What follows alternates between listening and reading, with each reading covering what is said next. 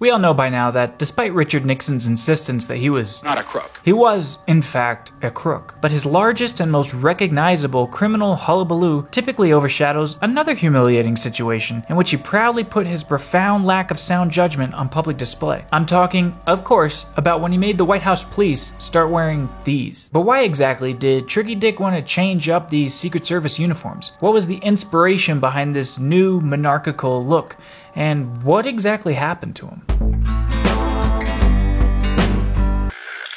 This story takes us to 1969. The United States just put the first man on the moon, 400,000 hippies took over a dairy farm in rural New York to get psychedelically loaded and listen to some of the best and worst music ever created, and this guy somehow convinced this group of societal outcasts to murder everyone at this house, unfortunately missing the one person who lived there that actually deserved it. Meanwhile, freshly minted US President Richard Milhous Nixon was settling into his new role as Commander-in-Chief, leader of the free world, and, of course, not a crook. He was only a few months in and he was already making waves, like when he attempted to withdraw troops from Vietnam while at the same time secretly ordering B-52s to carpet bomb Cambodia, or when he seriously considered nuking a North Korean airbase in response to them shooting down a US spy plane over the Sea of Japan. But even while attending to all of these globally important happenings, Nixon still found the time to catch a bit of a fashion bug, inspired by a quick hop across the pond. Only a month and a half into his tenure, Nixon spent 8 days traveling through Europe, shaking hands with fancy leaderfolk in places like Brussels, London, West Berlin, Rome, the Vatican, and Paris. While on this diplomatic romp through Europe, he experienced a number of ceremonial displays, including the pompous royal guard of the now dead Queen of England, Elizabeth II, a rendezvous with the King of Belgium, and he went to the Vatican, where, last time I checked, the folks required to display the least amount of pageantry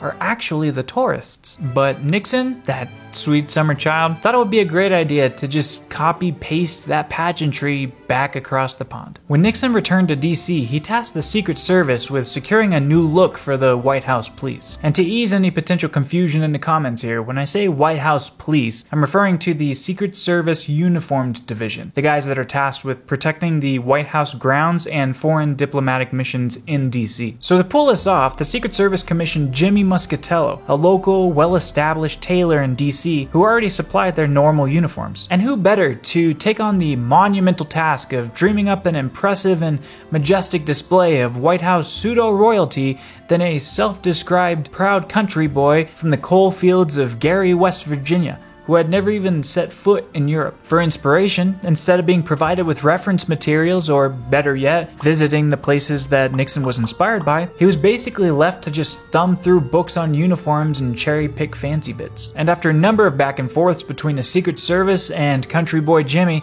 they somehow settled on these things. The new ceremonial Secret Service threads debuted on January 28, 1970, in honor of a White House visit by then UK Prime Minister Harold Wilson. And it probably came as no surprise that nobody, apart from Nixon, liked these outfits.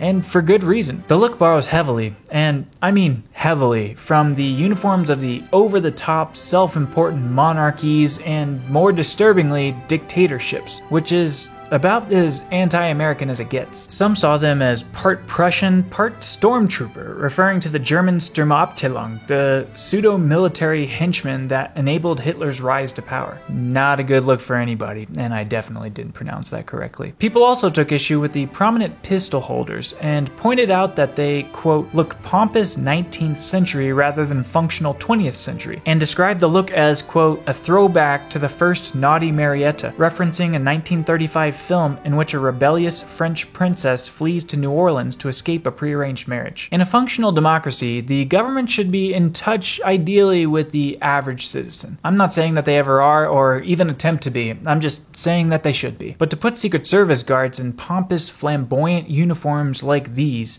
to represent America, even ceremonially, doesn't do any favors when it comes to visually showcasing an in-touch democratic leadership. In fact, it says more about the narcissistic nature of the US leadership leadership that ordered it than it does about those who are wearing it, or better yet, the country that they're supposed to represent. Given the horrified response of anybody with any taste, the uniforms immediately began to be phased out. And by the end of 1970, they were completely retired. The over $16,000 worth of bizarro Heinrich Himmler cosplay was thrown into deep storage. That is, until 1980, when the state of Iowa's Federal Surplus Division got a hold of them and started attracting attention from a very unlikely source. After hearing that Nixon's supreme fashion failures were up for grabs, shock rocker Alice Cooper attempted to buy them for his band. And if you're familiar with Alice Cooper's whole vibe, honestly, it really wasn't a bad idea. Unfortunately for him, he lost out to a high school marching band, and for around $10 a uniform, the state of Iowa handed the Meriden Cleghorn High School marching band their new set of outfits. Thomas Roller, the man who arranged the sale, was quoted as saying, "They did have a sort of Nazi connotation when they came out, and that offended some people, but they will be fine for a band."